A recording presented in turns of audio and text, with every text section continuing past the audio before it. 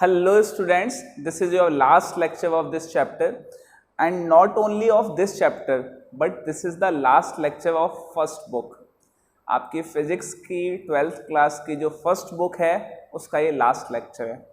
तो इस लेक्चर को देखने के बाद आप ये देखिए कि आपका फर्स्ट बुक में कितना सिलेबस आपने सेल्फ स्टडी के माध्यम से कंप्लीट कर लिया है। ये बड़ा ज़रूरी है क्योंकि यहाँ से वीडियोस कंप्लीट कर देने का मतलब आपकी पढ़ाई हो जाना नहीं है। तो आपको ये देखना है कि आपका कितना पार्ट कंप्लीट हो गया है। अगर आप कहीं लैग कर रहे हैं तो जल्दी से जल्दी उसको कवर कीजिए, क्वेश्चंस पूछिए, बात कीजिए और जल्दी से जल्दी ऑन द ट्रैक आ जाइए। ठीक है, हम बात करते हैं लास्ट लेक्चर के बारे में।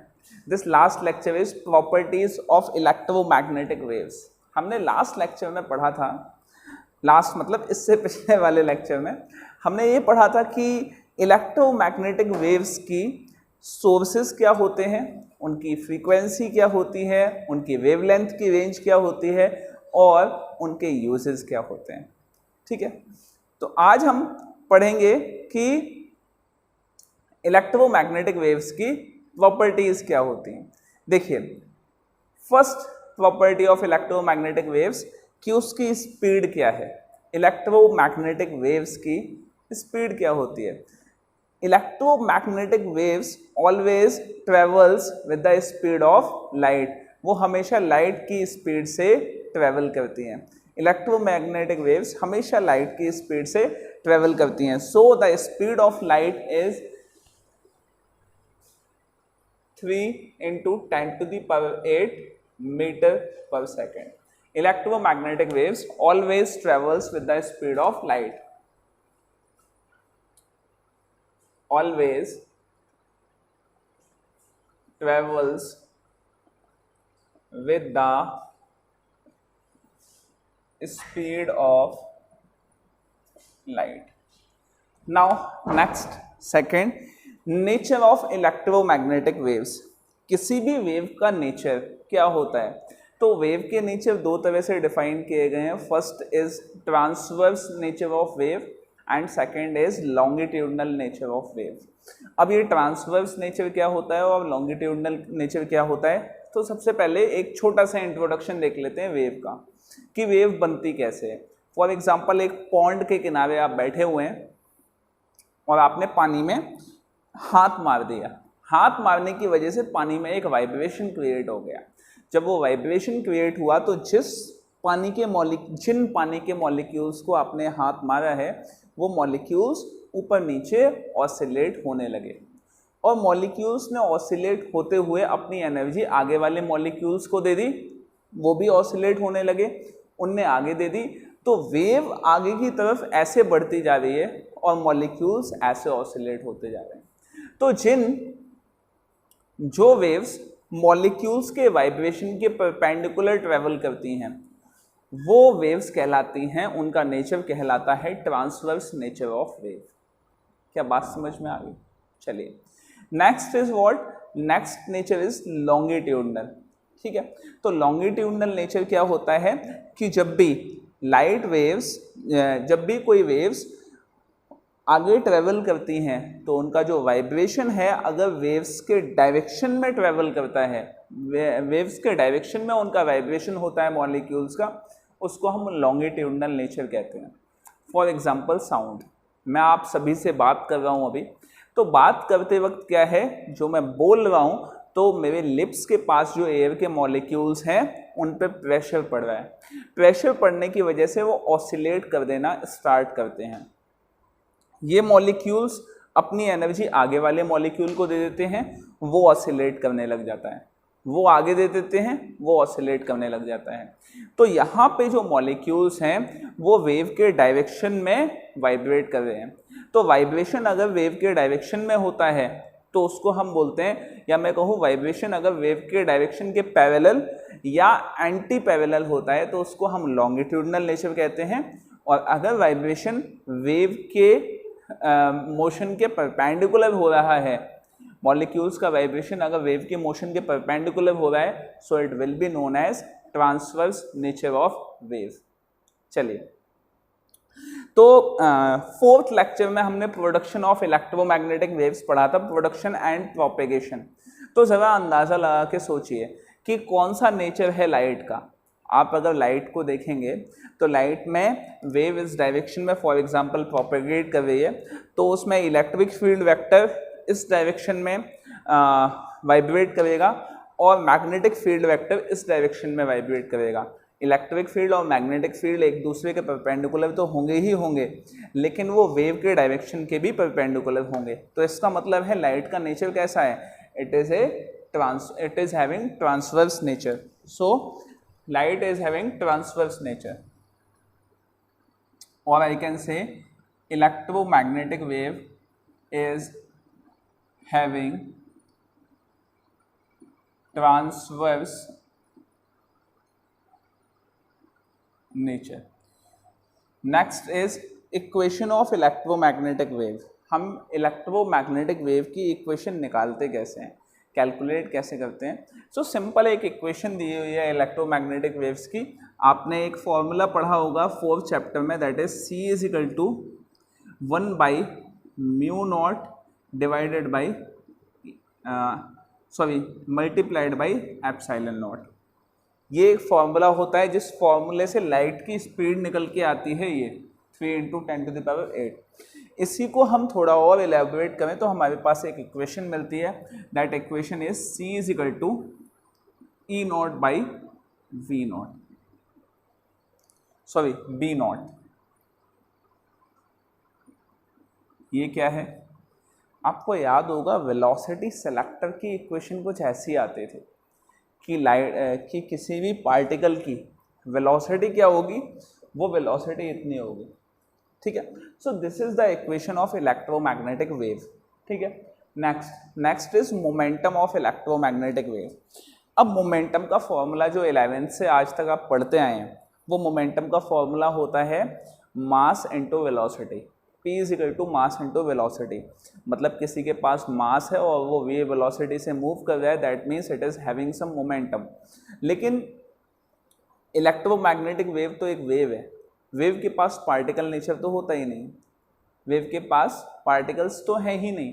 तो अगर उसके पास पार्टिकल्स नहीं है तो उसके पास मास कैसे हो सकता है, दैट मीन्स इलेक्ट्रोमैग्नेटिक वेव के पास कोई मास तो होगा ही नहीं।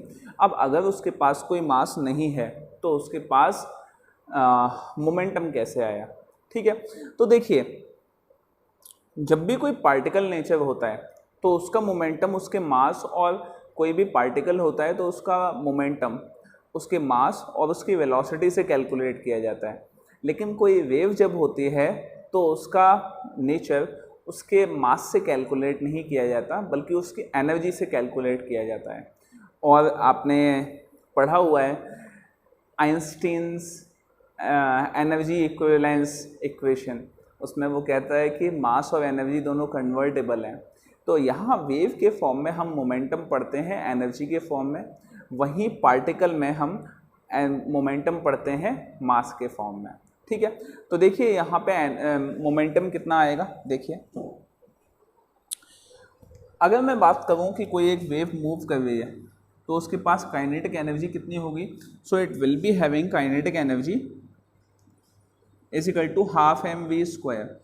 अगर मैं बात करूं कि एवरेज काइनेटिक एनर्जी कितनी होगी, एवरेज काइनेटिक एनर्जी का मतलब इधर से इधर गई और यहाँ से यहाँ वापस आई, तो ½ mv² plus ½ mv², so it will be mv², ठीक है। So average kinetic energy will be equal to mv²। अब अगर इस mv² से आपको मोमेंटम बनाना है, so kinetic energy will be equal to mv into v, ठीक है। So this mv is equal to what, p, this is p, and into v is equal to kinetic energy. Now p is equal to kinetic energy divided by v।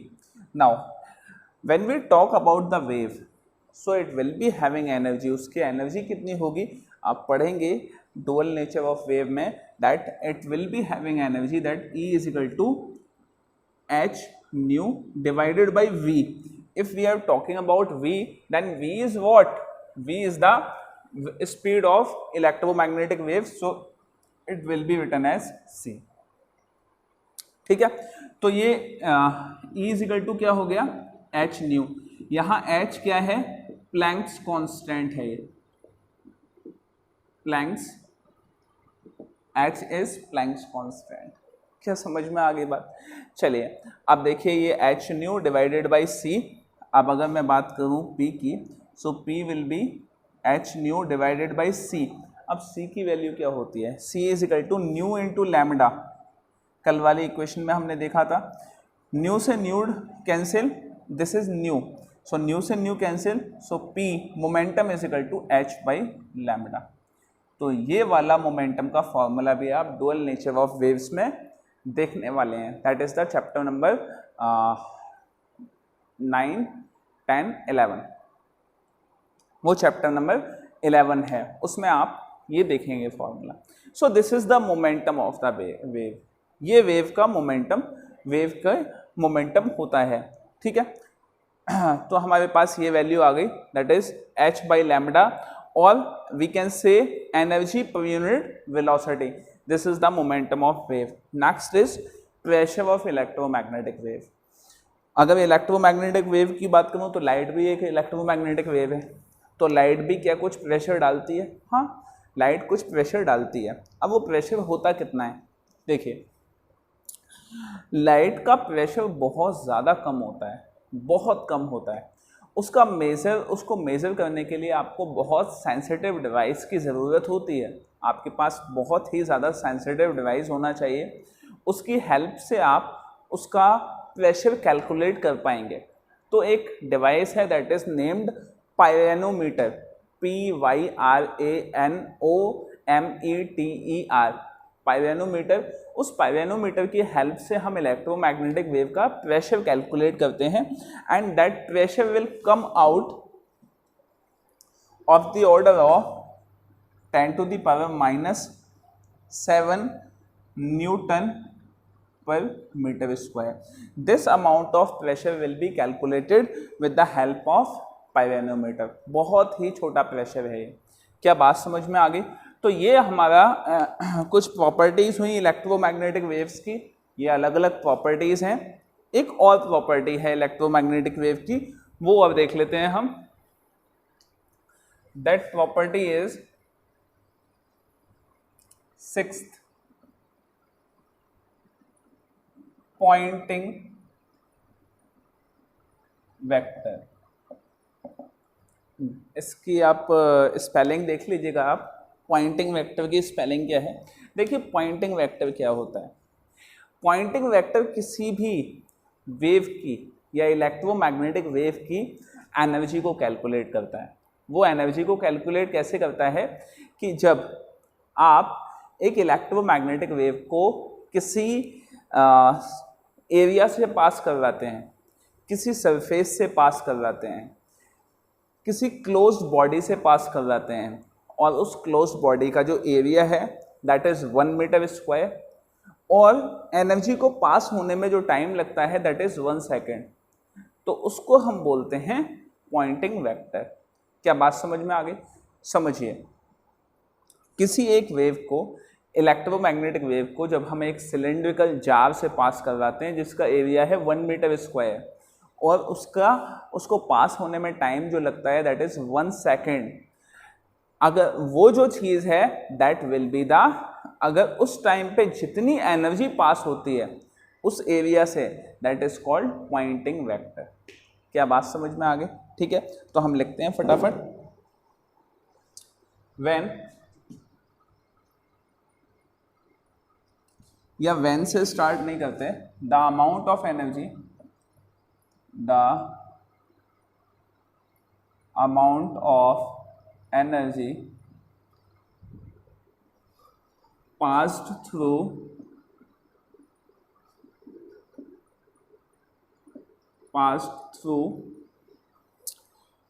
a surface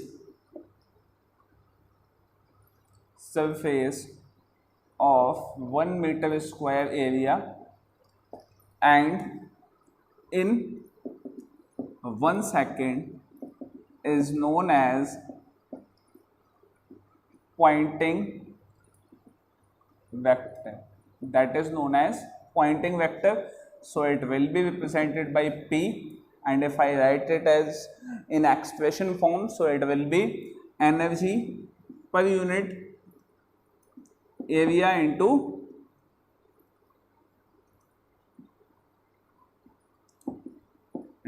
second. क्या बात समझ में आ गई? So the unit of energy is joule, area is metre square into second, so it will be joule per metre square per second. This is the unit of Poynting vector. ठीक है, तो यहाँ पे इलेक्ट्रोमैग्नेटिक वेव्स की properties complete होती हैं, और properties के साथ साथ ये चैप्टर भी कंप्लीट होता है, और चैप्टर के साथ साथ ये बुक भी कंप्लीट होती है. तो बच्चों, हमने 8 चैप्टर्स कंप्लीट कर लिए हैं. लगभग सभी चैप्टर्स के आपको एनसीईआरटी क्वेश्चंस दिए गए थे. लगभग नहीं तो काफ़ी सारे चैप्टर्स के दिए गए हैं एनसीईआरटी क्वेश्चंस. तो मैं उम्मीद करता हूँ कि आप इस बुक को बहुत अच्छे से प्रिपेयर कर चुके होंगे या कर रहे होंगे, क्योंकि आपके हाफ ईयरली एग्जामिनेशन में कंप्लीट आने वाला है यहाँ से. ठीक है, तो मैं उम्मीद करता हूँ कि आप इसको ठीक से करेंगे. जो भी डाउट हो बेझिझक पूछेगा. आपके पास पूछने के लिए सोर्सेस अलग अलग हो सकते हैं, चाहे आप व्हाट्सएप पे पूछें, चाहे आप कमेंट सेक्शन में पूछें, कहीं पे भी पूछें. ठीक है, बस सिर्फ यही रिक्वेस्ट है कि आप पढ़ें ज़रूर. Thank you so much.